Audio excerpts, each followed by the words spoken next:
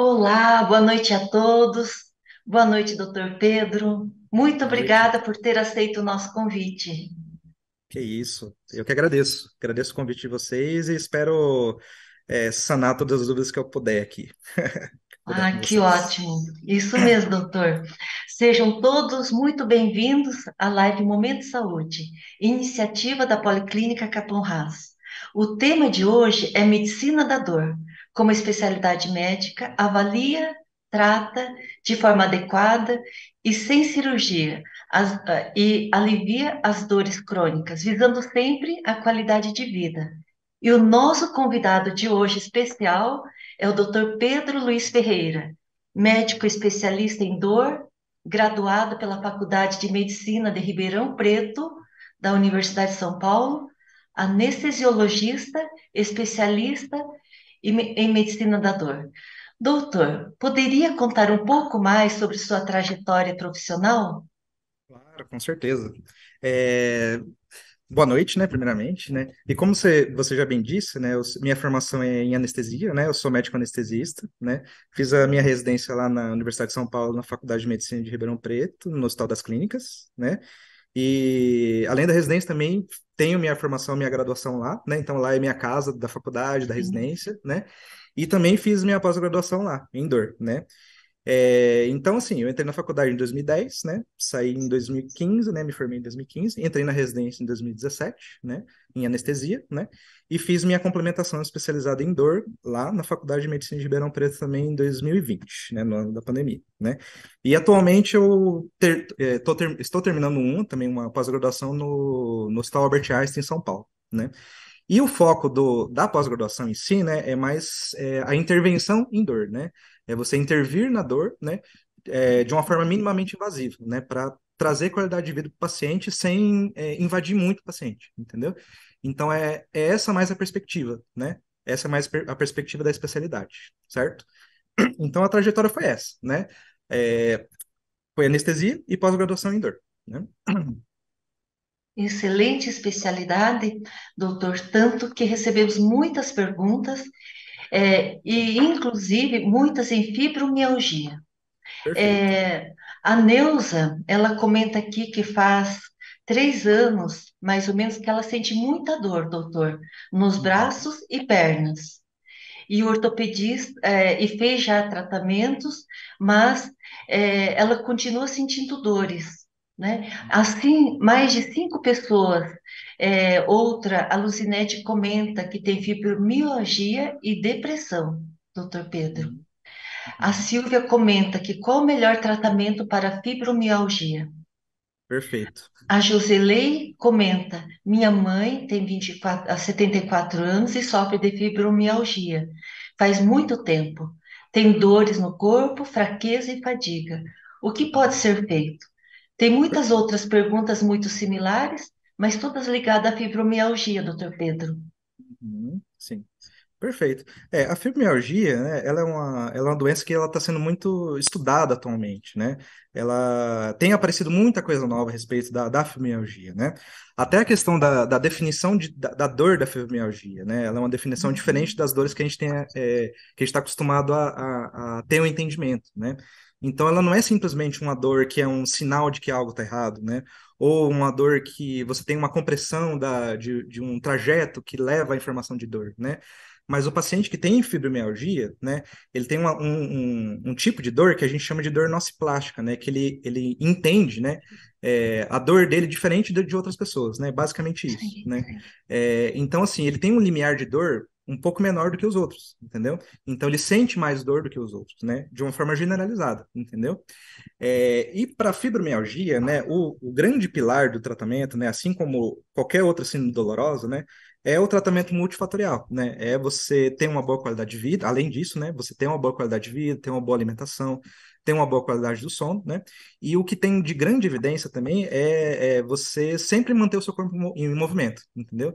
Então, esse pilar do tratamento conservador para essa síndrome dolorosa específica, ele sempre tem que estar tem que estar sendo atendido, certo? Então, a primeira coisa que eu falo para os pacientes que têm dor fibromialgia ou diagnóstico de fibromialgia, né, Sim, é que ele tem que fazer atividade física, tem que ir para fisioterapia, né, e precisa se alimentar bem e ter uma boa qualidade de sono, certo? Então, antes de fazer qualquer coisa, esse paciente tem que ter o tratamento conservador bem alinhado, bem conversado com esse paciente, entendeu?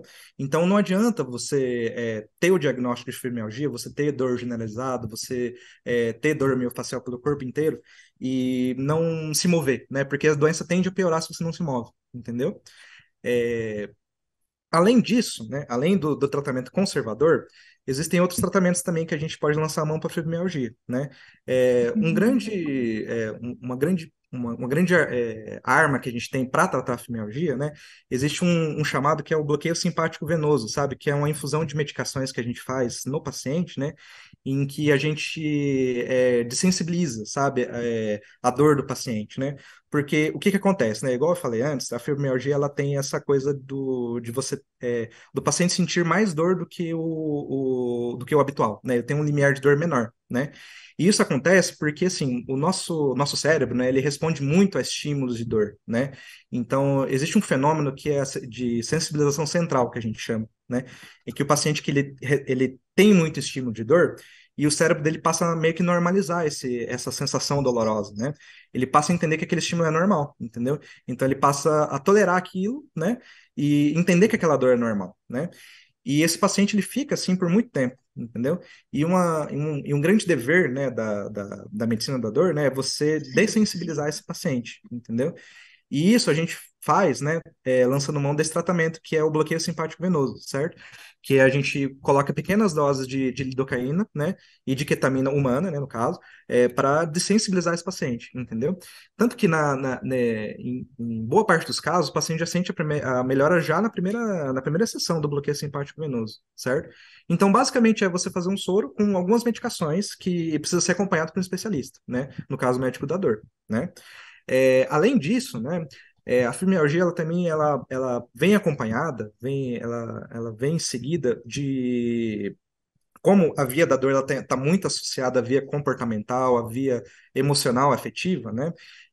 Muitos pacientes eles se apresentam com depressão, com ansiedade, entendeu? Então a gente tem que lançar a mão, lançar um olhar também para essa questão do paciente, entendeu? Resolver o quadro depressivo do paciente, mandar o paciente para psicoterapia, conversar bastante, ver que não é só uma questão orgânica, não é só uma dor no corpo, mas também existe uma questão social também da dor, sabe? Então, às vezes, o paciente ele tem algum problema na família, ele tem alguma coisa que está gerando um prejuízo de qualidade de vida que não a dor, sabe? Então, assim, às vezes esses episódios depressivos, esses episódios de ansiedade, alguma perda grande na família, alguma situação problemática que ele enfrenta, né? Pode piorar, sabe? A dor dele, entendeu? E é um ciclo vicioso, entende?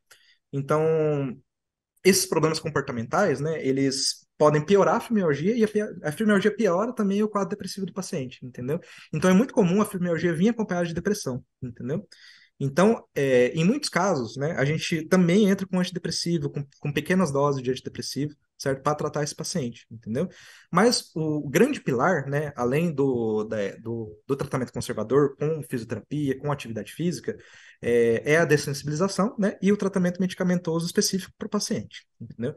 Então, é mais ou menos assim que funciona a linha de tratamento do paciente com fibromialgia, certo?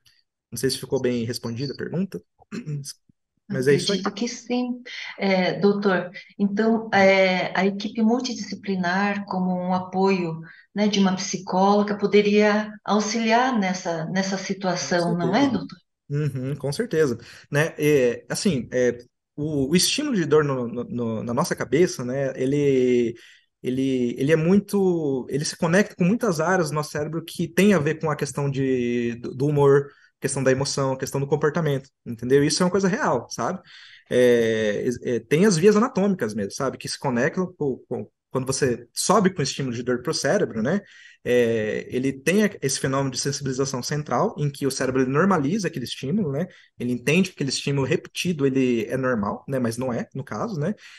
E tem umas vias no nosso cérebro que se conectam com a questão comportamental, entendeu? Então, a dor crônica, por si só, não só a fibromialgia, né? Mas qualquer tipo de dor crônica, né? Que dura mais que 3 meses, que é um problema para a vida do paciente, né? Afeta, tem esse componente afetivo emocional, entendeu? Que prejudica a qualidade de vida do paciente, entendeu? Então, a depender do caso, né? E na grande maioria dos pacientes com dor crônica, eles têm que ter acompanhamento com um psicólogo também, entendeu? Tem que conversar sobre a dor, certo? Porque a dor não é só uma coisa somática, não é só uma coisa orgânica, não é só algo que está sendo comprimido, não é só no corpo, entendeu? Mas também na cabeça, certo? E isso não quer dizer que o paciente não é um sinônimo de fraqueza ou de que o paciente tá louco ou qualquer coisa nesse sentido. Mas só que ele precisa entender que a dor crônica afeta de forma orgânica, sabe? Essas vias comportamentais e emotivas da dor, e emotivas da nossa cabeça. Então, altera mesmo o comportamento da pessoa, sabe? Eu costumo brincar que é tipo você tendo que conviver com uma dívida, sabe? Com um monte de boleto para pagar, sabe? Então, a dor é Sim. mais ou menos funciona nesse sentido, sabe? É sempre tendo uma coisinha ali que te incomoda todo dia, sabe? E esse pouquinho vai acumulando e vai gerando problema, vai gerando estresse, e gera depressão, gera ansiedade, entendeu?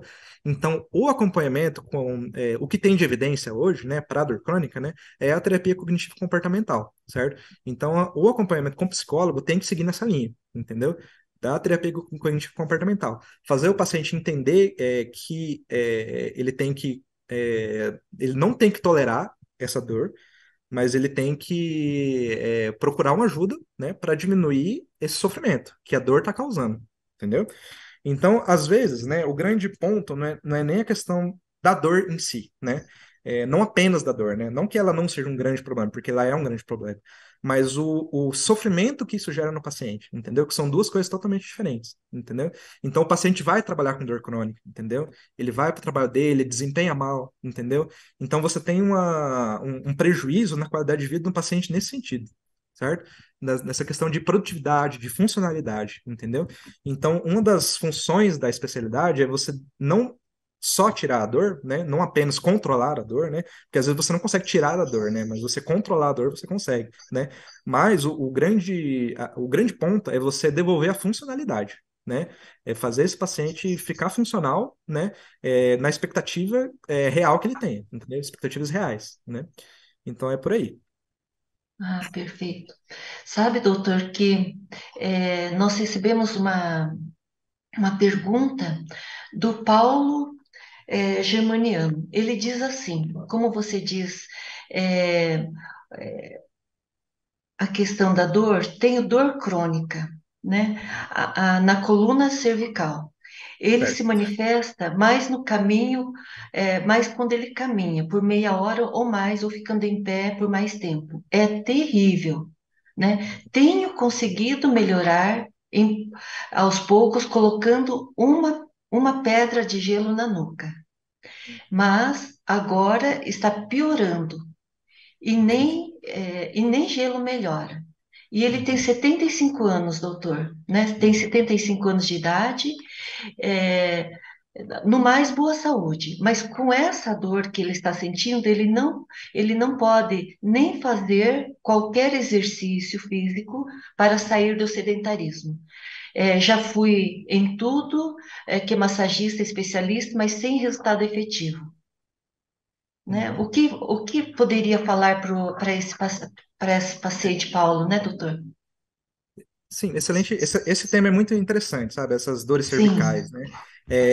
Assim, primeiramente, né, a gente tem que tirar uma história clínica com o paciente, né? Porque, assim, as dores cervicais, né, no caso, elas podem aparecer misturadas, assim, né? Então, assim, sim, você pode ter tanto dor na coluna cervical, uma dor axial, né, que é uma dor na coluna, que às vezes pode ser uma dor facetária, sabe, uma artrose da articulação facetária, ou uma dor radicular que está comprimindo o nervo, né, ou uma dor miofacial, ou os três juntos, entendeu? E geralmente os três juntos é o que aparece, né, no consultório, sabe? Às vezes o paciente ele não chega só com uma coisa, entendeu? Ah, eu tenho uma dor facetária, né, que é a dor na articulação de uma vértebra com a outra, sabe? Então, quando você tem uma degeneração dessa articulação, né? Você tem um nervinho ali, que é o nervo mediano facetário, que passa ali perto, né? E pode gerar essa dor, entendeu? Gerar uma dor que é tipicamente facetária, que é uma dor mais reprodutiva à palpação, entendeu?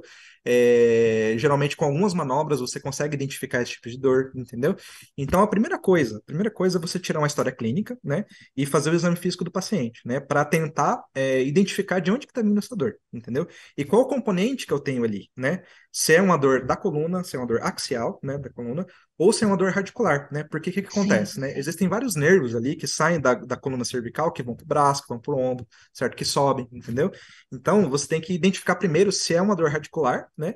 Se é uma dor de compressão desse nervo, né? Então, eu preciso ver se esse paciente, por exemplo, tem sintoma neuropático, que eu quero dizer de compressão de nervo, né? Se ele uhum, tem, por exemplo, fraqueza de membro superior, entendeu? Se ele tem alguma sudorese, né, no membro, entendeu? Se ele tem sensação de formigamento, sensação de alodínia, que é o caso tipo de você responder, você tem um estímulo que não gera dor, mas que gera dor nesse paciente, entendeu? Então você tem que identificar, né, separar esses componentes da dor, entendeu? Ou se é uma dor miofascial também junto, entendeu? Porque às vezes é uma dor que não é da coluna cervical, que não é da articulação ou nem é do nervo, mas às vezes do músculo que está aqui em cima, entendeu? Então você precisa separar esses elementos no paciente com dor na cervical, entendeu? E para isso a gente precisa de uma história clínica bem descrita, né? Conversar bastante com o sim, paciente, ver a história clínica, quando começou, o que que piora, o que que melhora, né? Ele falou que é uma pedra de gelo que ele coloca, falou que melhora, né? Isso fala mais a isso, favor de ser uma dor miofascial, mas assim, tudo pode acontecer, né? E sim, descartar coisas mais graves, né? Que geralmente a gente faz isso com exame de imagem, com a ressonância especificamente, ou tomografia, né? E descartando essas coisas mais graves, né? A gente usa muito o termo na medicina da dor, que é o de cercar o frango, né? Que a gente vai eliminando as possíveis causas de dor, né? Ou confirmando, né, no caso, né? E tentando identificar o que está gerando a dor naquele paciente, entendeu? E a gente intervém só no que gera dor, entendeu? Só naquele ponto. Então, vamos supor, eu eliminei, o paciente tem a dor cervical, dor no pescoço, né? Eu eliminei que é uma compressão na raiz de um nervo. Não, não é uma dor neuropática, né, nesse caso. É só uma dor miofascial, entendeu? Então, eu não vou intervir na raiz, né? Eu vou só fazer é, é, ficar atento para a dor miofascial desse paciente, tratar a dor miofascial, entendeu? Aí eu posso fazer o tratamento conservador é sempre, né? Fisioterapia, atividade física, algumas medicações, se for o caso, né? E, dependendo do caso, a gente pode também fazer algum bloqueio teste, entendeu? Que é você colocar anestésico local naquele ponto doloroso e ver se ele melhora ou não da dor, entendeu? Isso que a gente chama de bloqueio teste, né? Para ver se a causa da dor vem daí, entendeu? Então a gente meio que cerca o frango, entendeu? A gente meio que tenta eliminar as causas, né? E tratando as mais prováveis, entendeu? Então, tudo com o fim de trazer a qualidade de vida, entendeu? Devolver a funcionalidade, tratar a síndrome dolorosa, entendeu? Então, tratar a dor mesmo, de fato, entendeu? Fazer o bloqueio naquele nervo que está, ou naquele músculo, naquele ponto doloroso que está gerando a dor no paciente, entendeu?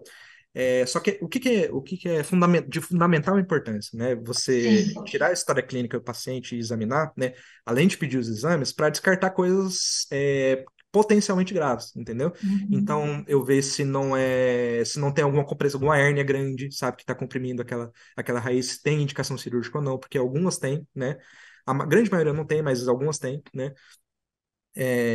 Que mais? Ver se não tem alguma coisa, algum tumor comprimindo, alguma coisa vascular comprimindo, se não tem nenhum abscesso na frente, entendeu? Se nem, tem nenhuma coisa anatômica ali, entendeu? Que eu preciso descartar, né? Até para guiar o meu tratamento intervencionista depois, entendeu? Que eu preciso desses exames, certo? Então, só resumindo, né? Só fazendo um apanhado geral da questão da sim. dor cervical, né? É você fazer uma boa anamnese, um bom exame físico, né? E descartar as causas mais graves e intervir só onde você precisa intervir. É basicamente isso. Então podemos. Resumidamente isso. Perfeito. Doutor, então, pelo que você falou, tem uma solução para o caso da dor do Paulo. Tem, sim, com certeza. Para todo tipo de dor, existe uma solução que você pode ir atrás, né? Sim. Você pode não resolver, né? Mas você controla a dor, entendeu? Você devolve a qualidade de vida, você devolve a funcionalidade, né? Então, Muitas das vezes, né, igual nos casos de fibromialgia, ou em algumas, né, no caso dele da dor cervical, né, você não consegue eliminar a dor 100%, né, mas você consegue diminuir bastante, entendeu? Diminuir bastante a dor e devolver a qualidade de vida, entendeu? Então, sim, tem tratamento, né? Para toda síndrome dolorosa, toda dor crônica, existe um tratamento, né? Existe até onde você pode ir, entendeu? Então, existe recurso, né? Essa é a questão. Então, a especialidade, como nova, né? Como uma especialidade nova, né? Ela traz esses recursos novos também, né? Como está sendo muito estudado, está meio que na fronteira do conhecimento, tem muita coisa sendo validada, muita coisa sendo com evidência, muita coisa que não tem evidência também, que a gente está provando que não tem evidência, né? E que traz ferramentas para a gente tratar a dor de uma forma adequada, né? Então, sim, existe o controle, existe o tratamento. Boa notícia, doutor. Ah, nós temos aqui uma pergunta da Sandra. Quando devo marcar uma consulta com um médico da dor? Em que Perfeito. momento? O momento de marcar uma consulta com o médico da dor, né? é, Geralmente é na dor que tira a funcionalidade da pessoa, né? Então esse é o Uhum. momento, certo? Então, mesmo nas dores agudas, sabe? Que é a dor menos que 3 meses, mas geralmente em dor crônica, né? Que é aquela dor que dura mais que 3 meses, esse é o momento de procurar o médico especialista em dor, principalmente, né? Aquela dor que dura mais que 3 meses, que incomoda o paciente, que tira a qualidade de vida, que tira a funcionalidade, que gera ansiedade, que gera estresse, entendeu? Então, Uhum. esse é o momento, certo? Porque a questão é devolver a qualidade de vida, né? Proporcionar um bem-estar para o paciente, tirando a dor dele, entendeu? E alinhando as Ótimo. expectativas sempre da forma menos invasiva possível, né? Então, essa é a questão. Doutor, seria Hum. uma dor contínua ou esses 3 meses seriam, vamos supor, uma vez por semana? Como seria essa dor após 3 meses? Perfeito, né? Então, a dor crônica, a gente define ela como uma dor que dura mais que 3 meses, né? E ela aparece, né? Geralmente diariamente, né? Em algum momento do dia, né? Então, Uhum. quando esse paciente ele tem esse tipo de dor, né? E ele entende que essa dor tira a funcionalidade dele, tira a qualidade de vida dele, esse é o momento, entendeu? Porque, assim, às vezes, né? A dor é algo muito subjetivo, né? Até a definição de dor tem mudado, né? A dor ela é entendida hoje como uma experiência, né? Uma experiência desagradável, né? Então a gente define dor assim, entendeu? Porque você entende a dor diferente do que eu entendo a dor, certo? Sim, Diferente do que a Sandra entende a dor, entendeu? Então às vezes isso. o limiar de dor dela é menor do que o meu, é menor do que o seu, entendeu? Então às vezes o que não geraria dor em você gera dor nela, entendeu? Então, por isso que é muito individual, é muito subjetivo, né? É, Então a gente entende que quando essa experiência desagradável, né, que tira a qualidade de vida do paciente, e ele tem essa condição crônica, né, esse é o momento dele procurar ajuda, dele procurar tratar a síndrome dolorosa dele, entendeu? Com qual propósito? Para devolver a funcionalidade, devolver a qualidade de vida, sempre mirando nisso, né? Sempre mirando na, isso. na questão de devolver o paciente a qualidade de vida que ele perdeu, né? Isso que é incrível, né, doutor? Né? Sim. E é muito bom saber que é possível aliviar a dor, né, e Uhum. ter qualidade de vida, Sim, né? perfeito. Exatamente. O Marcos, doutor Pedro, ele pergunta assim, se ele gostaria de saber mais sobre problema de dor lombar. Ele tem uma Uhum. dor do lado esquerdo e formigamento na perna esquerda, né? Como Perfeito. faz para obter um resultado melhor? Certo. A dor lombar, né, é a grande estatística dentro da dor, né, porque é uma das principais causas de dor crônica no mundo, né, no Brasil e no mundo, né. E assim, tem a dor lombar, ela não é só de hérnia de disco, né, ela tem muitas coisas Uhum. que podem gerar dor lombar, né. Então, assim, você pode ter a dor é, na musculatura da região lombar, né, que gera dor, né? Você pode ter a dor na topografia da coluna, né, que é aquela dor axial, que é mesmo do pescoço, sabe? Que é aquela dor Sim, da articulação facetária, né? E você pode ter também a dor de compressão de uma raiz nervosa, né? No caso de uma hérnia de disco, né? E geralmente, quando você tem uma compressão de um nervo, né? Você tem esses sintomas que de formigamento, de perda de sensibilidade, que é o que parece que ele tem, né? Mas, assim, é igual eu te falei, né? A gente sempre tem que conversar bastante com o paciente, examinar bastante o paciente, porque tudo isso meio que se confunde, entendeu? Tudo aparece junto, né? Então, assim, o paciente que tem uma compressão, né, de uma raiz nervosa, né? Ele tem esse formigamento na perna. Ele perde, às vezes ele pode perder força no membro, né? E ele compensa do outro lado. Isso pode gerar uma perda de força e uma dor miofascial também, entendeu? Sim, E isso pode sim, gerar também a artrose da articulação facetária. Então, tudo pode aparecer junto, entendeu? Então, para sim, aliviar essa dor, né, o que que tem que ser feito, né? Primeiro, né? Primeiro de tudo, o tratamento conservador, como sempre, né? Sempre tem que fazer, né? Fisioterapia, né? Atividade física, boa qualidade de vida, boa qualidade de alimentação, sono, tudo isso. É o pilar, sim, né? É sempre a primeira coisa, né? Dependendo do quadro doloroso dele, se a dor for neuropática, se a dor for nociceptiva, no caso, a gente pode usar medicações, né, alguns remédios para tratar a dor, né? Porque assim, a gente tem dois tipos, subtipos de dor, né? Um é a dor nociceptiva, né, que é aquela sim, dor que é resultado de um fenômeno que a gente chama de nocicepção, que você tem muitos estímulos químicos que interagem naquela terminação nervosa e que gera dor, né? O que que eu posso te dar de exemplo? Por exemplo, quando você queima a pele, né? Aquele estímulo nervoso daquela sensação térmica interage com aqueles receptores, com aqueles nociceptores, né? E vão gerar esse estímulo, né? E isso é uma dor nociceptiva, né? Que é um estímulo térmico que está gerando a dor, que caminha e o seu cérebro entende aquilo como dor. E você vai proteger aquela área, né? Esse tipo de dor, ele funciona mais como um sinal de que alguma coisa está errada, entendeu?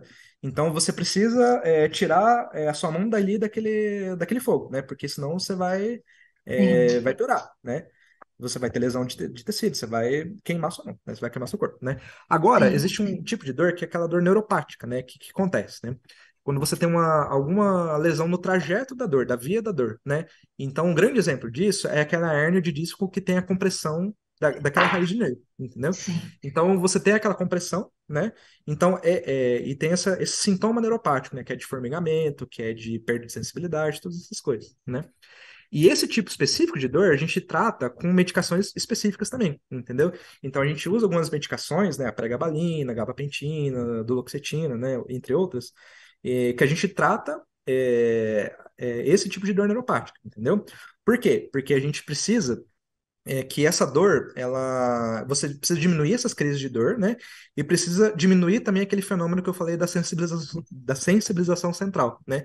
Que é o seu uhum, cérebro entender que aquilo é normal. Então, o cérebro não pode normalizar a dor, entendeu? Então, para isso que a dor, você trata a dor neuropática com essas medicações também, entendeu? Então, é, além disso, né? Além do tratamento conservador e das medicações específicas para aquele tipo de dor, sim, né?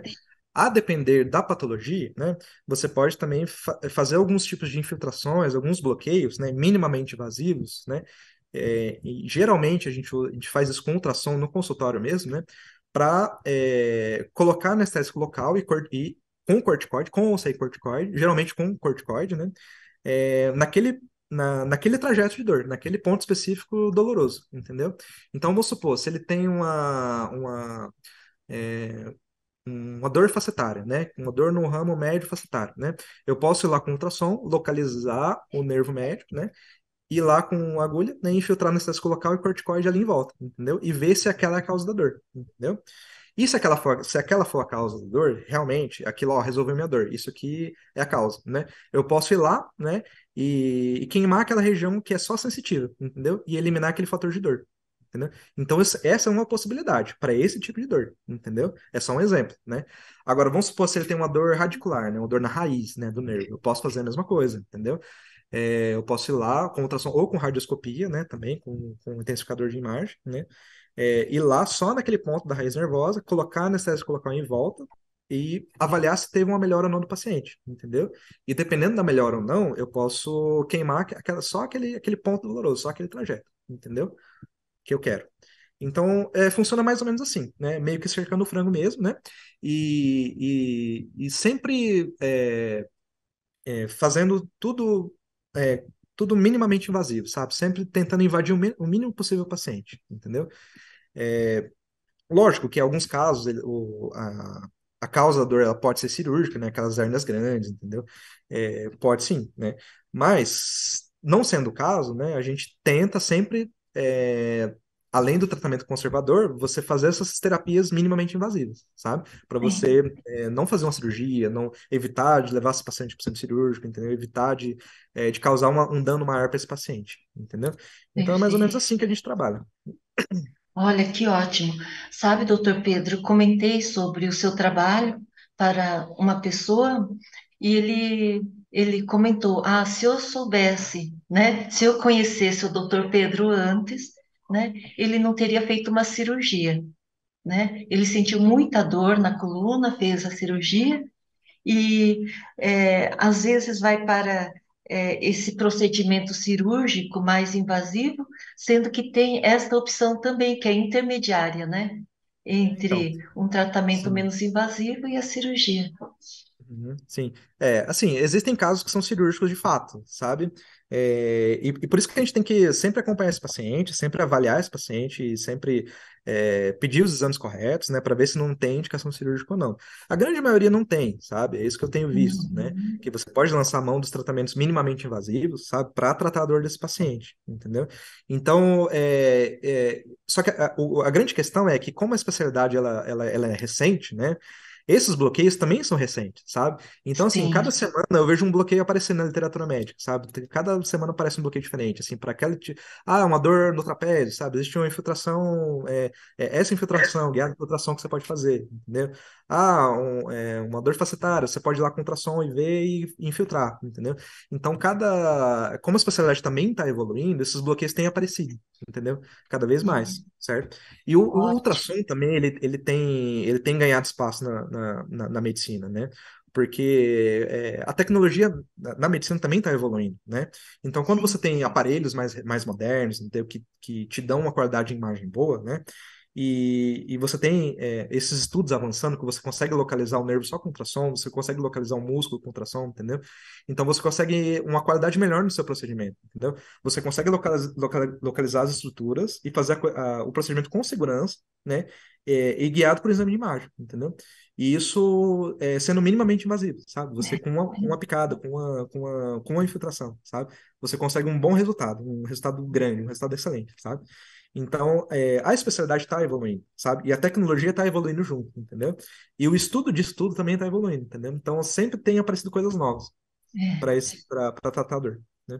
Acredito que muitas pessoas que estão nos acompanhando, doutor, né, nunca, não conhecia esse procedimento, né, Uhum, essa inovação. Enfim, agrega e eu acredito que muito mais pessoas terão qualidade de vida. Bom, perfeito. a Simone, doutor, ela pergunta, ela tem uma dor advinda da neuropatia diabética.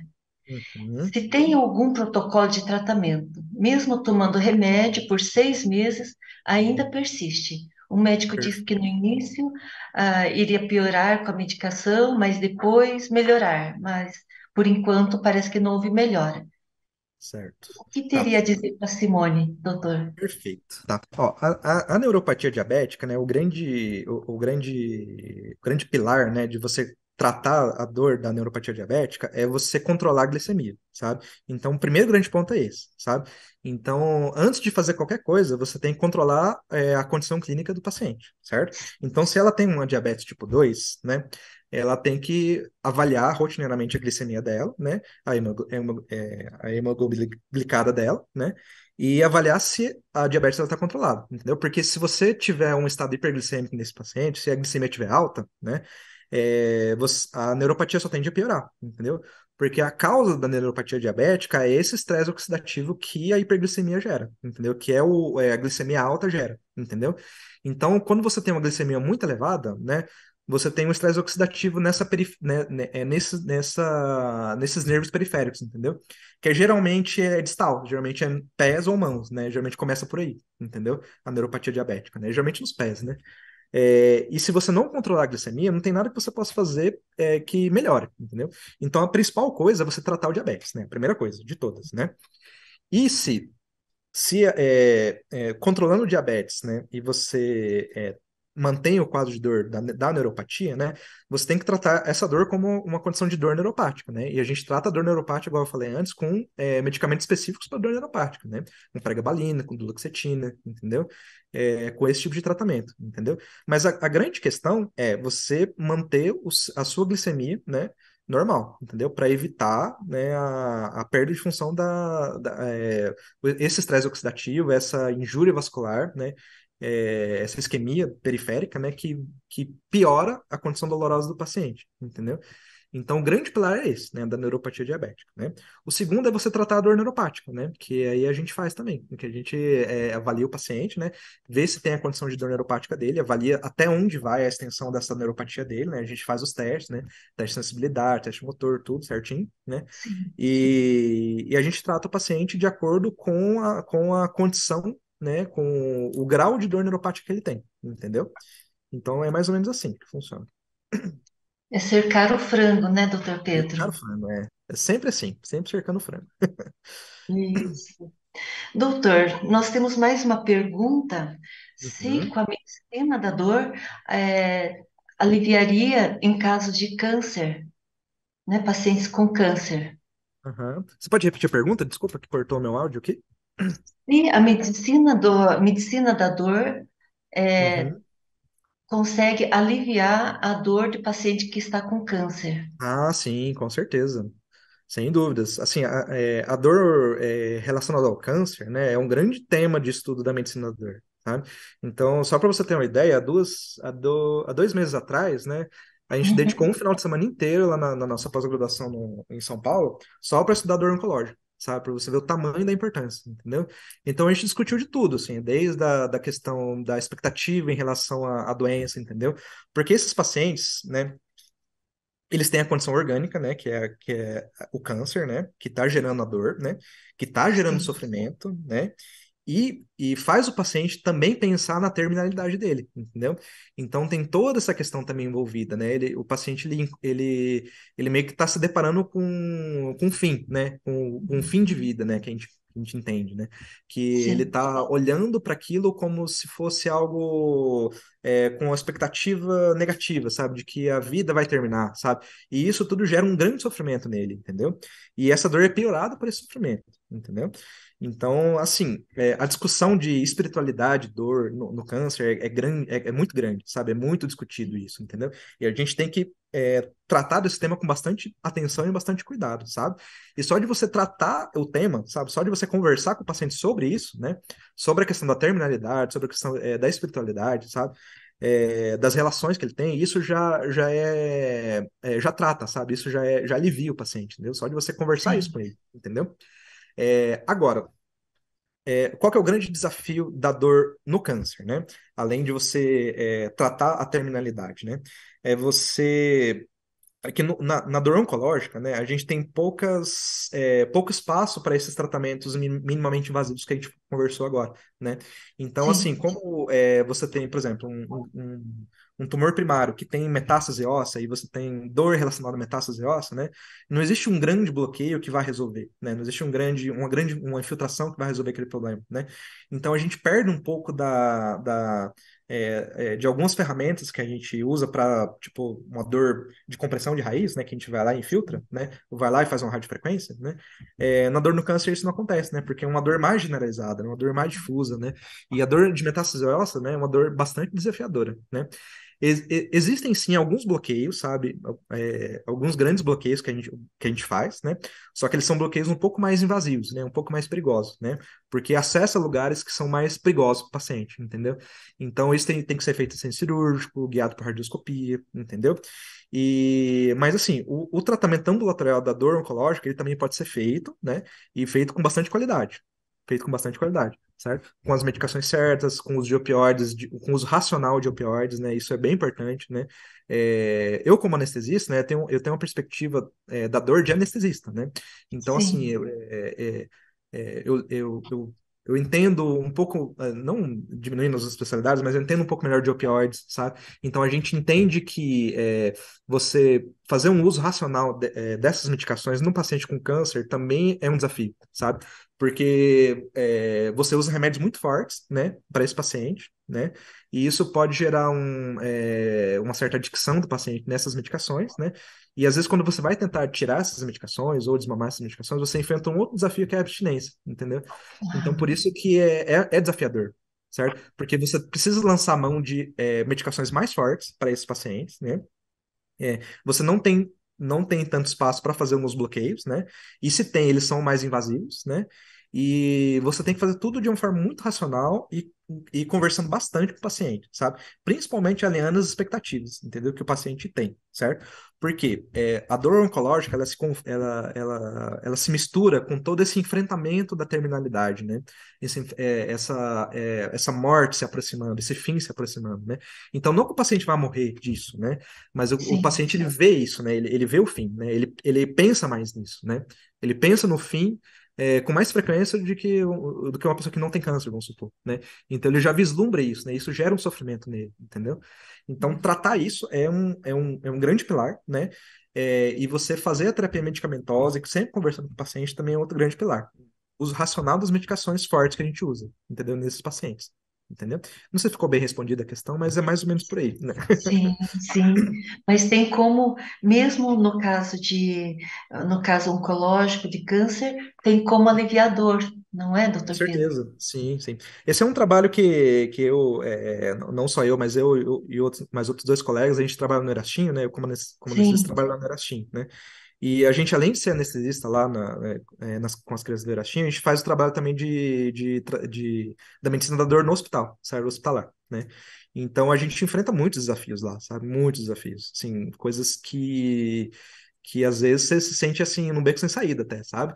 Mas assim, a gente sempre discute bastante, né? O importante é sempre isso, sabe? Sempre você tá alinhado bastante com as expectativas do paciente, né? Discutir bastante o que que você vai fazer, entendeu? E sempre fazer as coisas com bastante racionalidade, sabe? Tanto com o uso de opioides, quanto com fazer bloqueios, entendeu? Tanto conversando com a família, entendeu? Porque a família é outro ponto importante também no paciente com câncer, entendeu? As expectativas da família, as expectativas do paciente, sabe? Então é uma tratativa muito mais delicada, muito mais com muito mais pormenores, sabe? A dor no paciente com câncer. Porque tem muitas outras questões aí envolvidas, certo? Além do sim. orgânico, né? Ótimo. Doutor, nós temos uma pergunta sobre a da Célia. Tenho escoliose e sinto muitas dores na coluna e nos calcanhares. E sinto dores 24 horas. Uhum, certo. Aí, aquilo que a gente já conversou, né? A gente precisa tirar uma boa história clínica desse paciente, ver se não tem alguma outra coisa envolvida, né? Sim, É, avaliar que tipo de dor que ela está sentindo, se é uma dor neuropática, se ela tem formigamento, se ela tem perda de força no membro, nenhum membro ou nos dois, entendeu? Ela falou que dura 24 horas, né? isso. E fazer os testes, o exame físico, né? E descartar outras patologias mais graves com o exame de imagem, entendeu? Então, no caso dela especificamente, né, além da Sim, escoliose, que pode gerar uma dor axial, né, uma dor na coluna, com certeza, né? Então, assim, é, existe uma grande possibilidade, uma grande chance da gente encontrar alguma patologia na coluna dela, axial, né, no caso, também pode ter um componente miofacial associado, entendeu? Ela pode ter uma dor muscular junto, entendeu? Que tá junto com a dor axial, né? Junto com a dor na coluna dela. Entendeu? Mas tudo isso a gente só sabe com certeza avaliando o paciente e pedindo os exames, certo? Então é tudo uma questão de avaliar que tipo de dor que ela tem, né? Se é dor de raiz, se é dor neuropática, se isso só conversando com ela mesma e examinando, né? E sim, tratar a dor de acordo, né? E tratar a dor de acordo. perfeito. Doutor, a Zina encaminhou uma pergunta. Hum, Tem como tratar tendinopatia da supraespinhal, da infraespinhal e do subescápula, né? Pequena subescapular? distensão e escapular, isso mesmo. Uhum, Pequena certo. distensão, líquido na bursa subnormal, Aham, tá. braço direito. Sim. É uma dor mais musculoesquelética essa, né? Geralmente. Então, assim, tem tratamento sim, né? Tem tratamento. sim. E, assim, a gente faz esse tratamento, né, primeiro tirando a história do paciente, né, de novo, né, ver se não tem nenhum sintoma neuropático associado, para a gente tratar a dor neuropática, se for o caso, né, ver o grau de dor que a paciente está sentindo, né, e essas tendinopatias, a gente tende a fazer a gente pode lançar mão das infiltrações que eu te falei, né? Guiado por ultrassom, guiado por exame de imagem, né? A gente pode infiltrar com corticóide, pode fazer infiltração intraarticular, se for o caso, né? Eu acho que ela pegou da ressonância, né? Isso aí, porque geralmente vem lá de Isso. ressonância, né? Tendinopatia Aham. subespinhosa, espinhoso, né? Geralmente vem isso mesmo, né? Isso a gente chama a famosa síndrome do manguito rotador, né? Que é muito, o ortopedista mexe muito mais com isso, né? Mas o que a gente geralmente faz, né? A primeira coisa, né? Sempre é tratamento conservador, né? Então a fisioterapia é imperativa nesse caso, né? Ela tem que fazer fisioterapia, tem que mexer o membro, né? Porque quanto mais o paciente deixa de mexer, deixa de mover esse membro, mais piora, Sim, entendeu? Porque ela tende a perder. Ela tende a perder força muscular no membro pelo desuso, né? E isso tende a piorar a tendinopatia, entendeu? Então ela tem que estar mexendo o ombro de forma controlada, com fisioterapia, né? Primeiro de tudo, né? Se for o caso, se ela tiver dor neuropática, tratar a dor neuropática com as medicações que eu falei anteriormente, né? E em casos que a dor não consegue ser controlada com o tratamento conservador, a gente lança a mão desse tratamento, da terapia intervencionista, né? Que sim. a gente pode infiltrar com anestésico local, né? Ou corticoide, né? A região intraarticular ou a região dolorosa do ombro dela, entendeu? Mas é isso, né? O pilar do tratamento desse tipo de caso, né, é sempre você mover de forma controlada, entendeu? Sempre tá ativando esse membro, entendeu? É que às vezes o paciente não consegue pela limitação da própria dor, né? Isso acontece bastante. Aí a gente faz os bloqueios, né? A gente faz a terapia intervencionista, a gente faz a infiltração, entendeu? O paciente conseguir tolerar, né, a mobilização controlada desse membro, entendeu? Isso acontece bastante, isso é muito comum, sabe? Essas tendinopatias, o manguito rotador no caso, né? Então, essas terapias intervencionistas, né, elas são muito boas para esses casos, sabe? Você infiltrar a articulação com corticoide, você manipular o membro depois que fez o bloqueio, entendeu? Então, isso ajuda muito o paciente, ajuda bastante. Ah, olha, que bom saber que para todas as perguntas, né, tem uma resposta, tem uma É. solução, né, tem um tratamento, né? Uhum. Tem pra Doutor, onde ir, né? poderia falar um pouquinho sobre neuralgia do trigêmeo, né? Uhum. Que é uma das dores muito, muito forte, né? Sim. A neurologia do trigêmeo, ela geralmente, né, é que assim, basicamente, né, tem um nervo na nossa face, né, que é responsável pela inervação sensitiva da face, que é o nervo trigêmeo, né, e ele é um nervo grande, né, e que ele se ramifica, né, também, né, e assim, e ela é uma dor que ela figura entre uma das piores dores que o paciente relata, né, então, geralmente o paciente vem com uma dor lancinante, excruciante, né? É, Uma dor facial excruciante, né? E geralmente ela piora no frio, né? Geralmente ela piora no momento do inverno, nesse caso. E nossa, enfim, o tratamento para ela, né? Geralmente esses casos chegam geralmente para os neurologistas, né? Os neurologistas veem muito esse tipo de dor de neurologia de trigêmeo, né? Mas a gente lança a mão de tratar a dor neuropática, a dor facial neuropática, né, de neurologia de trigêmeo, né? Geralmente ou com essas medicações para dor neuropática, como intenso, com pregabalina, gabapentina, né? Carbamazepina também é um grande remédio que usa para neurologia de trigêmeo, né? E em casos refratários, né? Em casos que o paciente não consegue aliviar a crise de dor sim, dele, né? E essa dor continua afetando a qualidade de vida dele, existe também o bloqueio do trigêmeo, sabe? Que a gente faz com minimamente invasivo também, com técnica ou por radioscopia, né? Em que a gente entra com a agulha lá na região do trigêmeo, aqui na face, entendeu? Lá na origem dele, e infiltra no anestésico local e corticoide em volta da raiz do trigêmeo, entendeu? E quando você infiltra, né? Aí você tira a dor do paciente, entendeu? Com essa infiltração. Aí você tira ele da crise, entendeu? Aí você mantém o tratamento conservador, né? Com carbamazepina, com pregabalina, com duloxetina, entendeu? Que é tratando a dor neuropática, entendeu?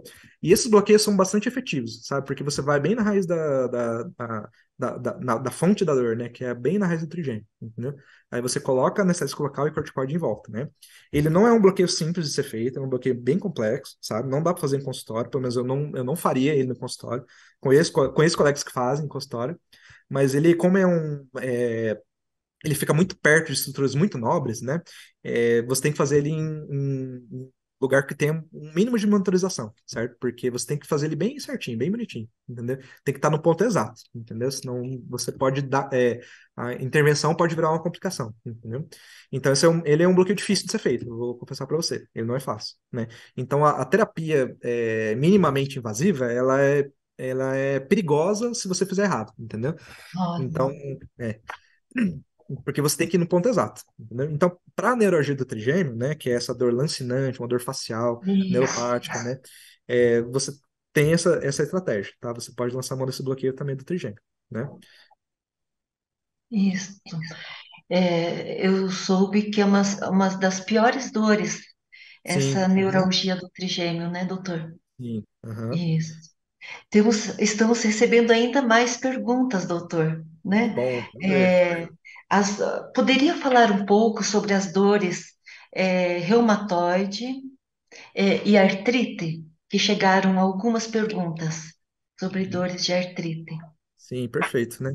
Então, essas artrites, né, elas são Sim, muito, elas são muito, como que eu posso falar? São muito diversas, né? O quadro, ele é muito florido, né, das artrites, né? Então, as dores articulares, né, no caso, né? Então, sim. assim, as dores articulares, geralmente, elas se apresentam nas articulações, né, distais, né? E dependendo do quadro, do tipo de artrite que o paciente tem, se é uma artrite reumatoide, se é uma artrite psoriásica, né? Esses fenômenos reumatológicos, né, o reumatologista ele atende melhor, né? Ele consegue chegar no diagnóstico melhor, né? E tratar a causa daquela artrite, entendeu? Mas uma dor articular ela pode ser tratada também com infiltração de anestésico local minimamente invasivo também guiado por ultrassom, sabe? Então, a depender da artrite, né? Porque tem artrites que você não consegue tratar com intervenção, né? Então, por exemplo, existem artrite reumatoide, né? Que você tem dor em várias articulações diferentes, né? Então, o reumatologista, ele é um especialista mais apto para tratar esse tipo de dor, certo? Porque ele vai direto na causa, né? Ele tem um diagnóstico, né? Que tem critérios para diagnosticar aquele tipo de artrite, porque são vários tipos de artrite diferentes, né? E ele trata especificamente aquela causa, né? Aquela doença específica que está gerando aquela artrite, né? Mas, em caso de dor articular, né? Dor em articulações, por exemplo, você tem dor no joelho, né? Uma Sim. dor, vamos supor, uma dor de artrose de joelho, né? Você pode fazer a infiltração dessa articulação com bastante segurança, entendeu? E você faz essa infiltração com corticóide, com anestésico local, né? E você devolve a qualidade de vida do paciente também, né? Mas em casos de artrites, assim, essas poliartrites, né? Essas poliartrites tem que ter acompanhamento com o reumatologista, sabe? Quando essas poliartrites. Agora, quando é por exemplo, uma artrose, né? Artrose de articulação facetária, uma artrose de joelho, né? Que você tem uma limitação, você pode fazer alguns bloqueios, sabe? Tem alguns bloqueios específicos, né? Tem a dor no joelho, né? Que você pode fazer bloqueio dos ramos geniculares, sabe? Que é só o ramo sensitivo do joelho que chega naquela articulação, entendeu? Então você pode lançar mão dessa terapia, né? Para articulação facetária na coluna, por exemplo, né? Que você tem artrose da articulação facetária, você pode bloquear só o nervo que nerva aquela região, entendeu? Olha, Então é muito variável, sabe? Então essas dores articulares elas são muito floridas, muito variáveis, entendeu? Então tem que investigar e ver se cabe ou não um bloqueio ali, entendeu? E é mais ou menos isso. olha. É, temos também uma pergunta, doutor Pedro, da Maria Francisca. Ela sente muitas dores crônicas há muito tempo, né? Certo. Devido ao nervo ciático, coluna e agora quadril. Eu percebi que Uhum. nós temos quatro perguntas Certo. semelhantes, né? Uhum. O Uhum. nervo Certo. ciático parece que é um dos pontos, né, que causa muita dor, Sim. doutor. Aham, com certeza. É o ponto, porque assim, o nervo ciático é um nervo muito grande, né? É um nervo muito, muito espesso, muito, muito grande, né? E Sim, ele é fonte de dor, realmente é uma fonte muito frequente de dor, principalmente nas hérnias de disco, né? Que comprime a raiz do nervo ciático, entendeu? Aí o paciente tem aquela dor no membro inferior, em formigamento, em parestesia, e que geralmente passa do nível do joelho, né? Ele geralmente passa do joelho. Aí você vê que é a compressão do ciático mesmo, entendeu? E o tratamento para isso, né, além do conservador, né, o tratamento intervencionista para isso, você pode infiltrar a raiz do ciático ali, né, perto da coluna, certo? Existem algumas condições, né, que Sim. são meio armadilhas, sabe? Que uma dor Aham. miofacial, né? Uma dor. Porque assim, o nervo ciático ele passa no meio de um monte de músculo, sabe?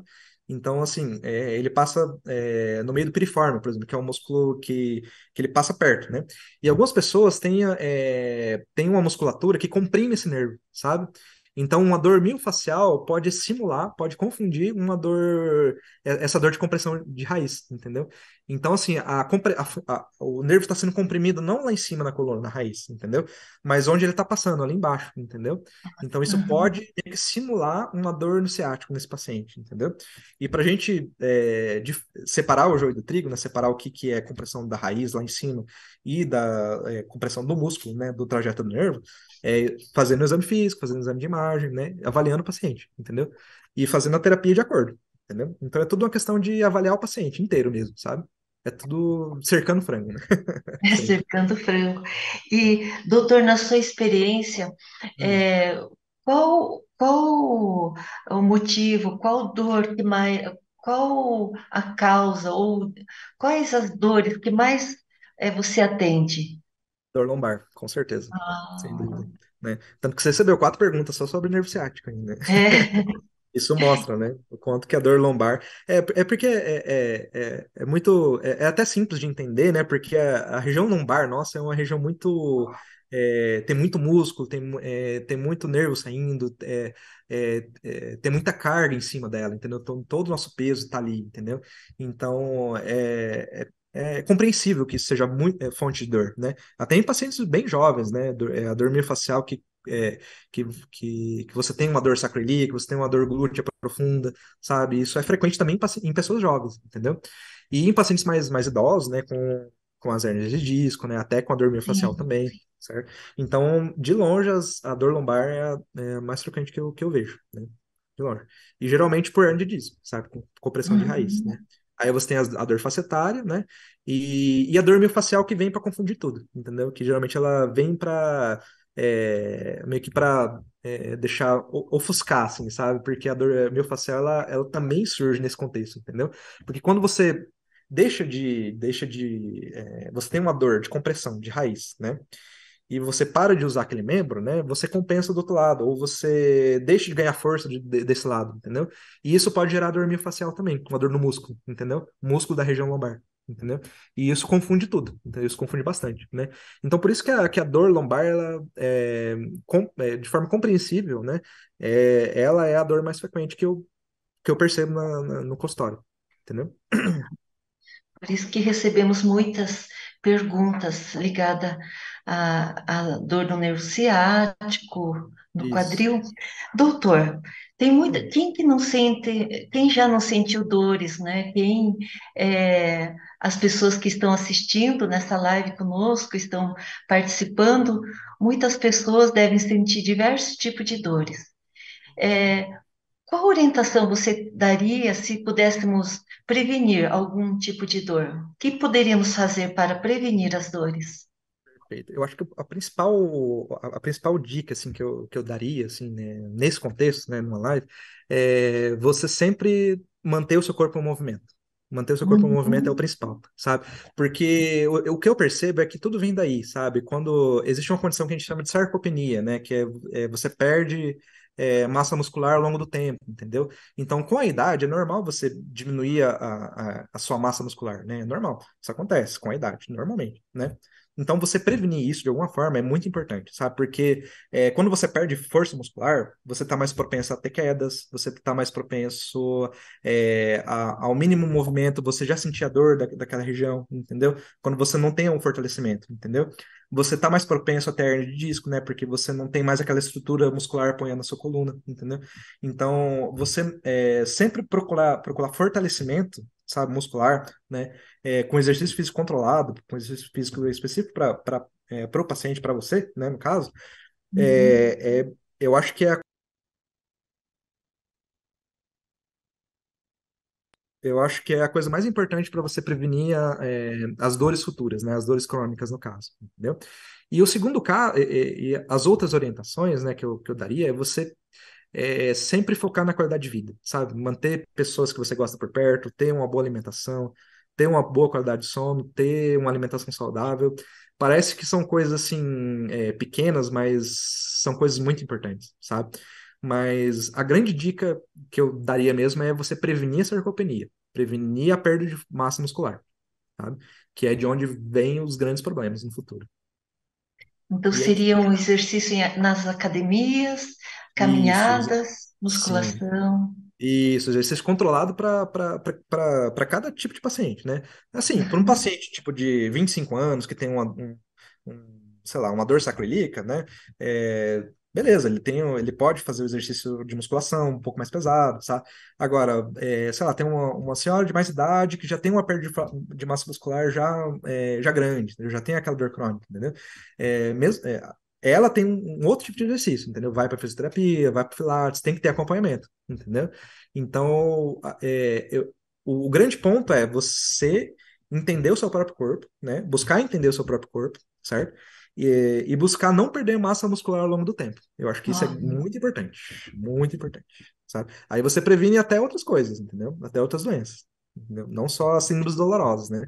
Mas também outras coisas, né? ai, excelente. Nossa, doutor, nós poderíamos continuar falando muito tempo, porque esse assunto é incrível. Esse assunto é É, achei, inesgotável, né? é, eu achei assim, eu acredito que todos que estão participando, né, também ouviram tantas dicas, né, tantas orientações. Então, agradecemos muito, né, Eu quem a sua agradeço. participação na live. É muito bom saber que temos no nosso corpo clínico um médico da dor que pode aliviar, né, avaliar e aliviar dores de muitas pessoas, né? Perfeito. Então, agradecemos e eu acho que fica uma dica para todas nós que estamos participando da live, né, que é cuidar, né, cada um cuidar da sua saúde, movimentar-se, praticar esporte, enfim, porque nada vale mais que a vida, né? Eu acho que é importante cada um cuidar de si para poder até cuidar da nossa família. Com Então, fica certeza. aqui o nosso agradecimento, muito obrigada. Obrigada a todos que participaram desta live, que encaminharam as perguntas. Caso tenha ficado alguma pergunta, depois encaminharemos as respostas também, né? Então, muito obrigada, uma boa noite, até a próxima live. Muito Obrigada, obrigado. doutor. Satisfação.